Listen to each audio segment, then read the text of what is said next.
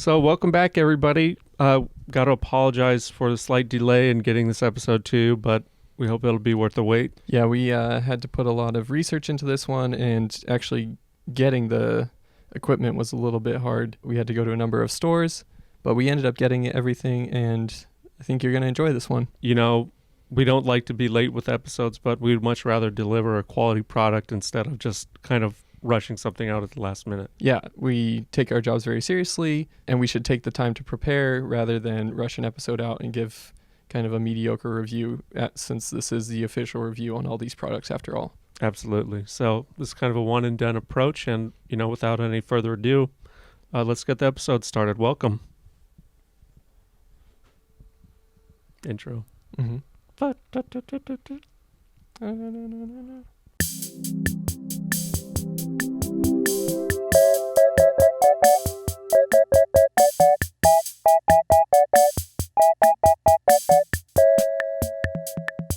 Hey everybody, and welcome back to Everyone's a Critic, a show where my best friend Jay and I review anything and everything and give the official review. This week, Jay, do you want to let them know what we're reviewing? Absolutely. So like I said in the intro, this is one of my favorite subjects we've had so far. Mm-hmm. We're going to be reviewing something near and dear to my heart. It's sandpaper. Yeah, we've got a few different grits, they call it here. This is, I don't know, you want to hold that up to... There's 3 different styles here. Do you want to give the folks a little bit of insider knowledge on why you might pick a different size or color? You got it. But before we get into the different types of grits, which there are many, let's take a moment to talk a little bit about the history of sandpaper. Sure, yeah, it's quite fascinating. Sure. So go ahead and grab onto one of your favorite ones. I like the red. Too. This is a bit of a rougher grit. Yeah, and these are a little finer, and we'll explain the usages later. Okay, but, sure. So sandpaper actually was invented by the Chinese in the 13th century. And what they would do is they would take seashells and crush them up into a fine powder and incorporate that into a sheet of paper. So they actually invented sandpaper all the way back in the day, 13th century. Right. You might say they invented sand almost too, because I think that is what a lot of sand actually is crushed up seashells and rocks, just very fine. I don't know for sure because I haven't done the research into sand itself yet, but I would believe that. Yeah, very cool. And so, do you want to give the folks a little information about the modern iteration of sandpaper? So basically, they take that style of placing the fine grit sand and used to be seashells, as you said, and it's all factory made now. So they place it on pieces of paper, but there's also some polymers and cloths that they may put this on to give it more of a contour, that you can get little grip pads and kind of get into finer spaces with this stuff, because you can use this for a lot. Absolutely. And what you didn't really touch on, but I do think is worth mentioning, is that the 3M Corporation, I've actually got Gator brand. Yeah, so let's not show Gator because it's not as preferred of a brand, but 3M brand are actually the ones who modernized sandpaper in the 1920s.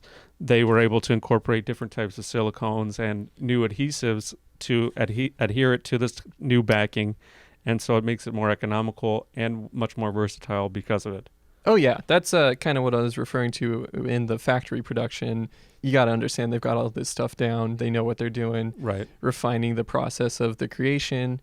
I'm sure back in the days of the 13th century in China, they were not putting out quite as much sandpaper as they would be today. Right. You would have to imagine, the carpenters and artisans of the day, they're probably cherishing that piece of sandpaper, because if they run out, they just can't go down to the local Walmart or hardware store and get a new sheet. And that is unfortunate when you actually put this into practice and understand the use of it, it will lose its It's grit. It'll lose its grit after just using it for about a day or so on a project. Sure. And so you will have to run back down to Home Depot or Lowe's or Orchard Supply and get a new piece. Absolutely. Or any of your local hardware stores, mom and pop shop even. Well, actually, what's interesting about Ace is that sometimes Ace will move into a new location. They'll buy out the mom and pop, but they'll leave the original name and kind of style. So even though it's an Ace hardware store, it'll still be called, Ray's Hardware or whatever, which I think is interesting. So they kind of stay true to the local blood and Right. give back to the community. Absolutely. That's wow, I didn't know that. That's great. Yeah. But yeah, so it's easy to come across now with the refined process the factory made and these new polymers and adhesives that they're getting into. Hmm. It's such a fascinating tool because you look at it and it's so beautiful to look at. You wouldn't quite know the value of it until you actually need it and have to put it into practice. I agree, and I don't know if it really is capturing on the camera, but there's just a beautiful sheen to the entire sheet, and the way it kind of glistens in the studio lights is especially beautiful for me. Yeah, no, that's great. I love this red color. I actually do like the red color as well. I have 2 different sheets though, so you get 1, I get 2. Yours Yeah. might be a little bit of a higher quality in terms of color, but I like the original 3M brand better. Sure, understood. That makes sense. Do you want to let's give a demonstration of how you might use this? That's a great idea, Braith. Let's put on our gear and we'll get into it. Yeah, we should say before doing any sort of woodwork or Carpentry. any sort of work with tools, you should always prepare, have the proper safety equipment, and make sure your surroundings are clear of any innocent bystanders just in case anything were to happen. Yeah. Jay and I are both professionally trained in this. We took a class on sandpaper and understand that we will be respectful of each other's space and hand over the tools when needed. Absolutely. So yeah, let's get ready here. Safety first. I'm going to just set the mic down for a moment. Sure. I'm going to try and hold on to mine for audio. I'll tuck in yours for the moment being. Okay. So what I've got here are actually safety goggles. This will protect your eye in case there's any sort of dust, or you would call it sawdust if we're going to be sanding wood today, but sandpaper can be used on a number of different products. So what I'm putting on now is a high-vis vest, which is really more for if you're working outside. This will enable pedestrians and other citizens to notice that you're working because of the bright color and the reflective striping. Yeah, I'll also be putting on one of those. You might think one person is enough to have a high-vis vest, but actually, if you do separate throughout the day, you want to have your own just in case anything goes wrong. Actually, I can't can you hold the mic real quick? I will indeed hold the mic. And what I've got here, what I'm going to be putting on next are some safety gloves. Don't want to get some kind of a splinter or, just particles on my fingertips, which could contaminate my food when I go to eat dinner later or something like that.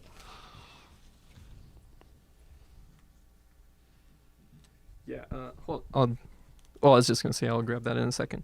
Oh, no problem. I'll just hold on to it now. Okay. Oh, here you go. All right, so now that my high-vis vest is on, I'm also going to get a pair of safety gloves. If you've ever got a splinter, you know it's one of the worst feelings in the world, and you absolutely want to be careful to avoid that.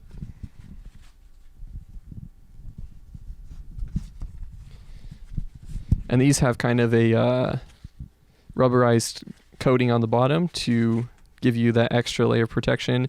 You'll notice that it's a cotton back, but that is not enough protection.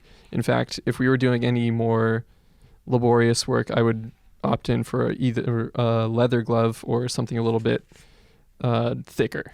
Absolutely. These are a little more economical. So if you're just working around home with kind of a hobbyist grade project, this is what I might recommend. But if you're going to be doing any kind of heavy carpentry, I would opt for the leather or suede glove. Sure. All right. Now that we're all geared up, actually, one more thing. These are our Critics helmets, but they also double as a safety helmet in case anything heavy or hard were to fall upon us. I don't think that's a issue today, but you can never be too safe. Yeah, absolutely correct. And I do like that these are kind of a hard PVC or some kind of plastic material that will protect our heads. Yeah, and there's also a bit of a suspension system in case anything does hit us, that we don't take the full brunt of the hit. Absolutely. All right, well, let's get into it. We got a piece of wood here. So this will be our demo material for today. As you can see, it's quite rough. It's a piece of wood, I would guess approximately 4 inches by 1 inch by, 3/4 of an inch thick. Mm-hmm. Has a rough surface, and what we're going to use this sandpaper for is to hopefully smooth out some of the surface a little bit. It's absolutely a filthy piece of wood. being wood, it is beautiful in its nature, but there's unwanted dust, and if you're working on a project for inside your home, you may want to avoid some of these darker dirt menaces in there, and just kind of sand that out and get it back to its beautiful natural luster. Absolutely. So do you want to start with traditionally you start with a rougher grit, and then we That's work true. our way down to a finer grit to get that even coat? That's exactly how it works. You start with the roughest grit, so you're going to get away with the biggest bumps and rough edges, Mm-hmm. and then gradually you'll work to a finer grit, so you get just that beautiful soft sheen. Yep. And you can even touch it with your fingers and don't have to worry about a splinter or anything. Yep. So I'm going to set down my microphone. I'll actually hold your microphone. I'll for go ahead you. and hold it. And then also, to avoid getting any sort of sawdust in the studio, we have a vacuum cleaner, and I'll just be vacuuming as Jay does the sanding. Sounds good to me, Braith. So go ahead.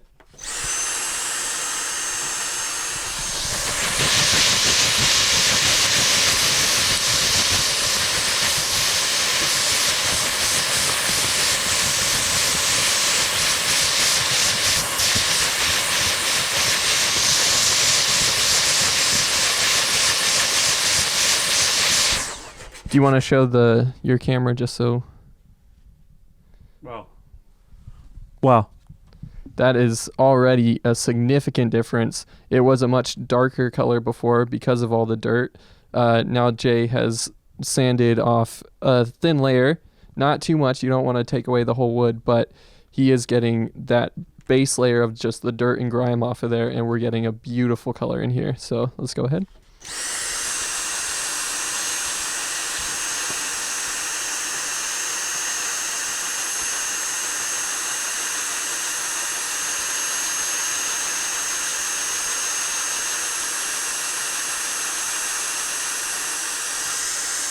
All right.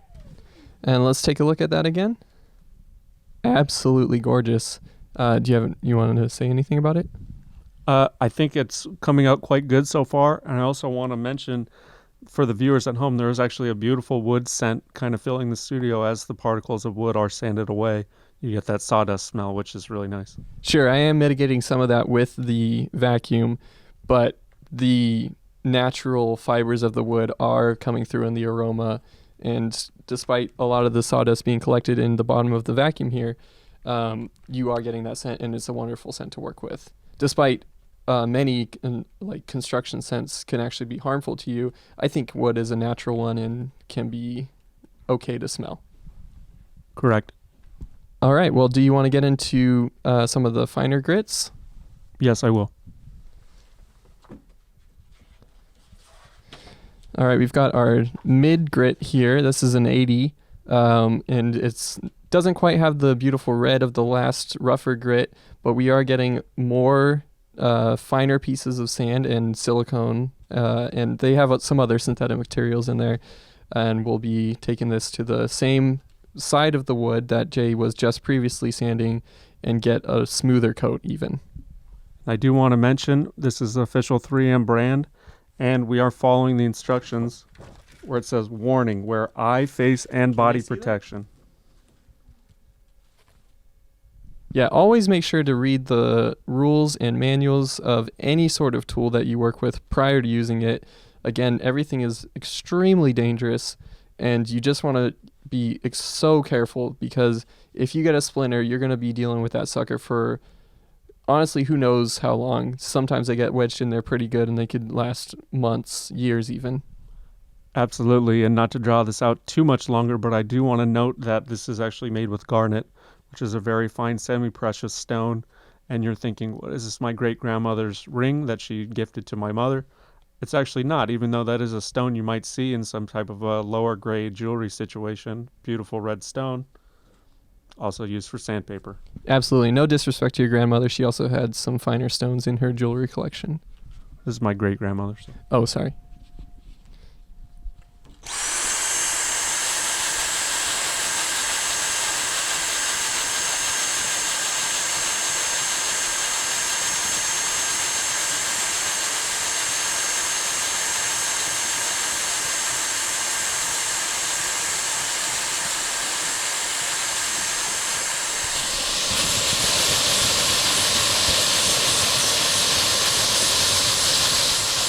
And let's take a look. Wow. Go ahead and can you see that on your camera? Absolutely. Yeah, that is gorgeous. Before we were getting a similar color, but now we are getting through to, you can see the levels of the wood. Trees tend to grow with rings around them, and depending on how they're cut, you can see these rings and kind of tell how old the tree was. This tree appears to be about... It's about 10 years old. So we got a 10-year-old tree here, or at least a 10-year-old chunk of a tree. It's now that with the finer grit, you're losing some of the rougher pieces that we had from the rougher grit, and we're getting very close to a smooth piece of wood. This is absolutely gorgeous. It's interesting to note there's an unexpected phenomenon that's happening as I sand the wood. The friction actually is causing a bit of heat to come through the bottom of the sandpaper, and it touches my hand, so I'm extra glad for the gloves today. That is, as I said earlier, you can never be too careful. There are unforeseen predicaments that may arise. The heat from the friction is absolutely one, and if you're working with a high-powered sand belt, which is another tool using the sandpaper within itself, you're going to get a lot of friction and a lot of heat, and so you want to be careful not to touch the wood too soon after, because it could hurt. And I agree with you wholeheartedly, and I'm going to switch now to the finest grain of, well, finest grit, you might say, of sandpaper. At least that we've purchased. There's a huge rainbow of different styles of grits. And you want to give a little bit of information before we get to use on this one? This says P120. Don't really know what that means, but this is made by Gator brand, and it does suggest that we use this for raw surface preparation of raw wood, drywall, fiberglass, and even metal. Yep, and we have a piece of raw wood here. We're refining into a more beautiful piece that you might display in your home. So go ahead.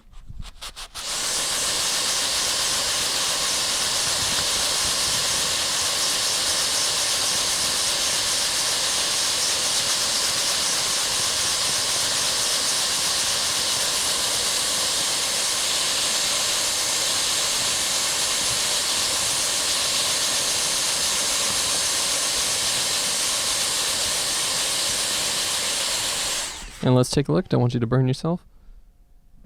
Wow. That's as smooth as can be. I think I may as well go ahead and take back my microphone now. Sure, go ahead. All right. I'm going to set this down. All right, sounds good. I believe this is about as fine as we're going to get. And I'm going to take a moment to remove my safety gloves so I can give this a feel. I'm going to do the same.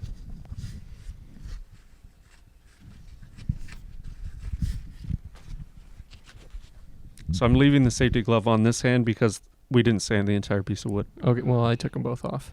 That's fine. I'll hold on to it. Okay. So I'll let you do the honors. Thank you.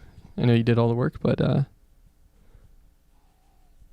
that feels great. Does it? Yeah. It's a little bit fuzzy. I think we could have got a finer grain or finer grit from the store, but it is so much smoother to touch, and it is visibly so much cleaner and pleasant to look at. Well, I'm just dying to give this a feel. I'm going to set the microphone down. Sure. I'll hold on to that. Okay. Oh. Okay. Yeah.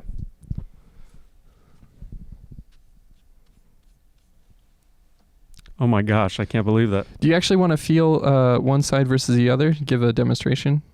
Okay, so interestingly, we left one side of this piece of wood unsanded so that we can do a compare and contrast. So let's do the big reveal now. Yeah, and do be careful because there are splinters on the other side.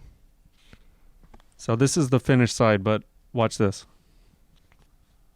Ugh.